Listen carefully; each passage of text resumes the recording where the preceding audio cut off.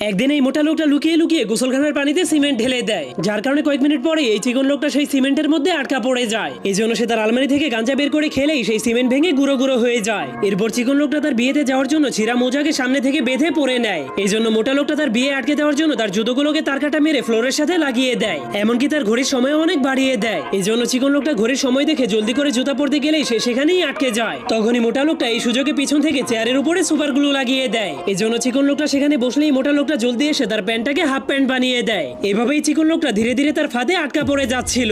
এমনকি মোটা লোকটা লুকিয়ে লুকিয়ে তার আয়নাতে ব্রাশ লাগিয়ে দেয়। এই জন্য চিকন লোকটা আয়নাতে নিজের চেহারা দেখার পর মনে করে তার দাড়িগুলো অনেক বড় হয়ে গিয়েছে। এই জন্য সে মেশিন দিয়ে তার দাড়িগুলোকে কাটতে গেলেই মোটা লোকটা খাম্বার উপরে উঠে কারেন্টের ভোল্টেজ বাড়িয়ে দেয়, যার কারণে মেশিনের স্পিড অনেক বেড়ে যাওয়ার কারণে তার বিয়ের পোশাকগুলো একদমই নষ্ট হয়ে যায়। তখন তার এই অবস্থা দেখে মোটা লোকটা তাকে নিয়ে মজা করতে শুরু করে দেয়। এই জন্য চিকন লোকটা অনেক রেগে তাকে মারতে গেলেই সে দেখতে পায় তার বিয়ের সময় হয়ে গিয়েছে। এই জন্য সে জলদি করে একটা ব্যারেল পরে